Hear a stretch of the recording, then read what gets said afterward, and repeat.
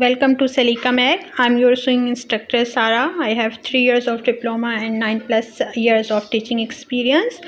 This is the series of dressmaking for beginners. Today is the fourth video of this series.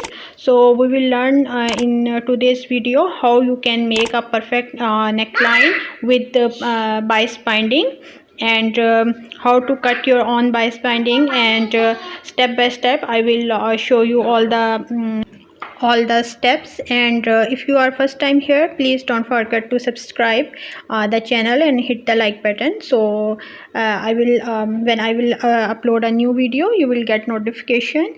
And if you like this video, please don't forget to press the like button. So let's quickly start our today's lesson. Before starting, let me recap that what we have learned: how to take the measurement, how to make basic pattern, and how to cut this dress. If you miss any video, you can check in the playlist dressmaking for beginners. So let's start. So we have this dress, and we need to make this neckline, and for that first we have to stitch the shoulder lines. So let me show you how you can attach shoulder with the shoulder. So first thing is, put the right side on the right side of your dress and then pin up it properly.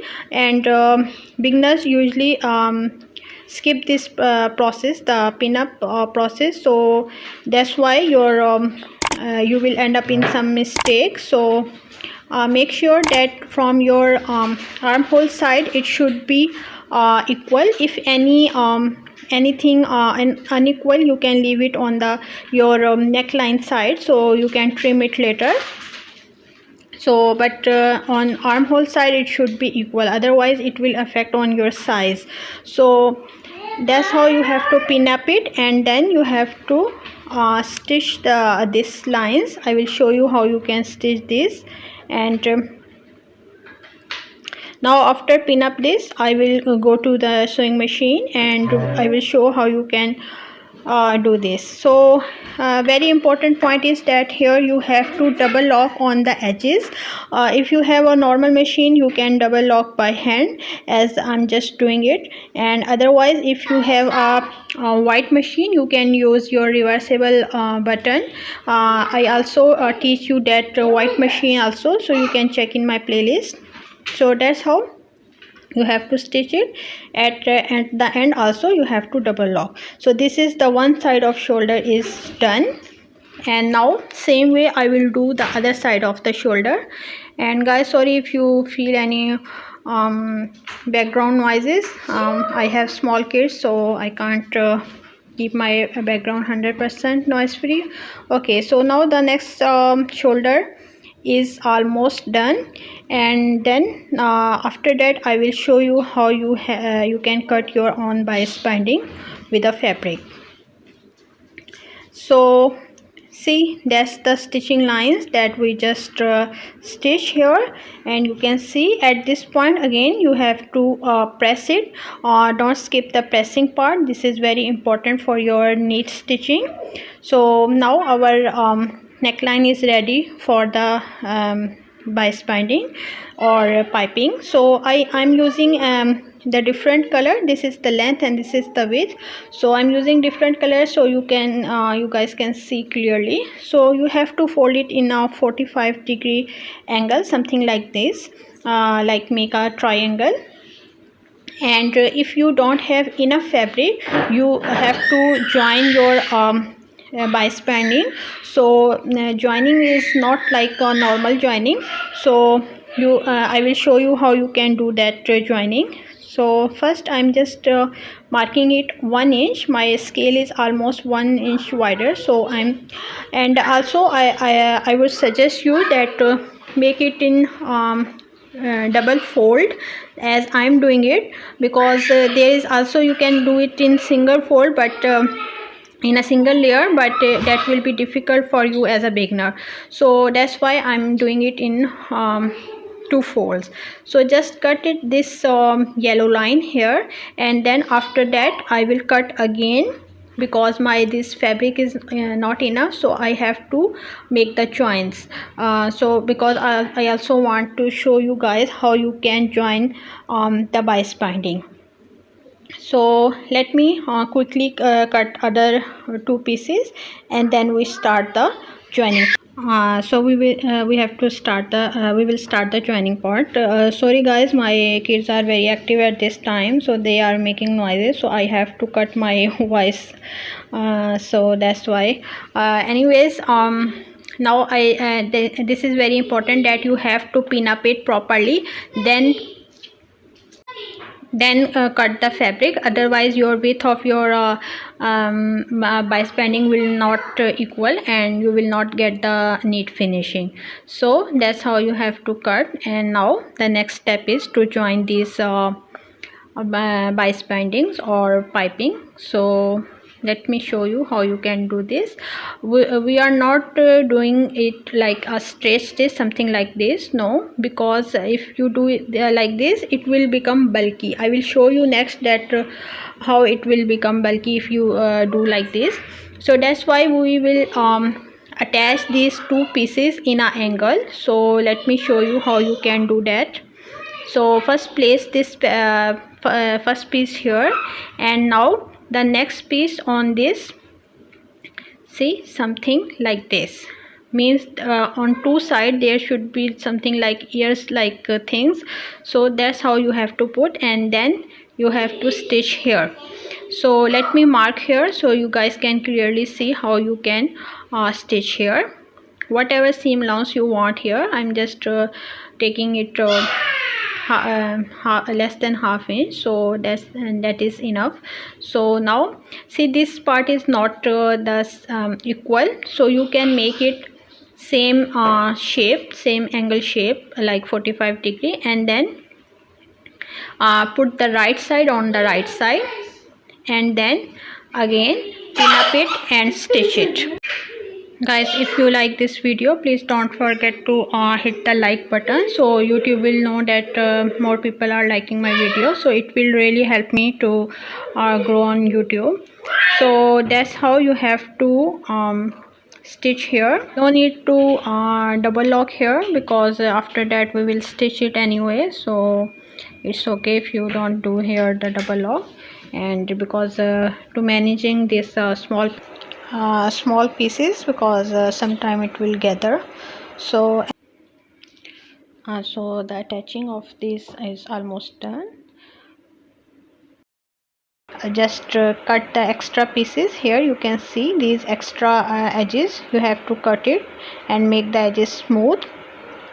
And after that we will do the pressing, because pressing is very important to get a perfect and neat bias binding or piping. And guys, don't forget to hit the like button and subscribe the channel.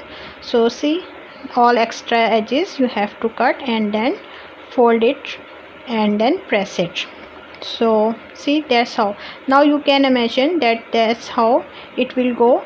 If it's like on one area, it will become bulky, so that's why we join this in the angle. So at this point you can understand why we join this in an angle. So now pressing is very important. Properly press it, and then let me show you how you can attach this with your neckline. So you have to, one way is that you can measure all the way and cut your piping or your bias binding, and then attach all the way. But as a beginner it will be difficult to manage the size to exactly fit the neckline. So that's why start from here, leave 1 inch on the edges, and then pin up it properly all the way. And after pinning it, then go to the machine, and I will show you how you can join the side of this bias binding or piping. So see, and make sure all 3 edges, because our binding is in 2 folds and our neckline, so there are total 3 layers of fabric. So all three layers should be pinned up properly, and while you are stitching also manage all the three layers, otherwise on some point it will come out, and you have to do it all the way again. So see, that's how you have to pin up it. Now on machine, manage the seam allowance. On leave that much that you want on your seam allowance, like ½ inch. I'm here leaving the seam allowance, and manage this seam allowance, and don't go in speed because this is a curve and you are making a binding. So don't act like a professional tailor. Even professional tailors stop by after some stitches and then manage their fabric, because you can do the speed in your straight stitching, but in round you have to manage your fabric and all the layers. So stop and then do the 4 or 5 stitches, then again stop and then go forward this way. Otherwise you have to remove all the thread and you will make some mistakes. So better go slow, step by step, and manage all your three layers. Keep in mind that while you are stitching all three layers are there, and I just fast forward my video, so don't assume that you have to do this in a fast mode. As a beginner, always perfection will come when you start with the slow stitching, and gradually gradually speed will come with time. So don't worry about the speed, and keep stitching like this and maintain your seam allowances. And guys, if you like this video, just thumbs up. See, now I'm on my end, so till here just stitch and then stop, and now mesh the edges like this and cut the extra thing, and measure that how much you need here, and just cut the extra thing, and then first join these two edges with each other, something like this, and after attaching this, then start again the missing part, that almost 1 inch is missing there, so you can attach that. So see, like this you have to stitch and then make it like here equal, and make here a slit, a small cut here to make these edges if you don't want here to be bulky. So from here you can cut it a little. I will show you how you can do this. See, this stitching is almost complete, so this part we don't want it bulky, so I just make here a cut, and you can do it like this.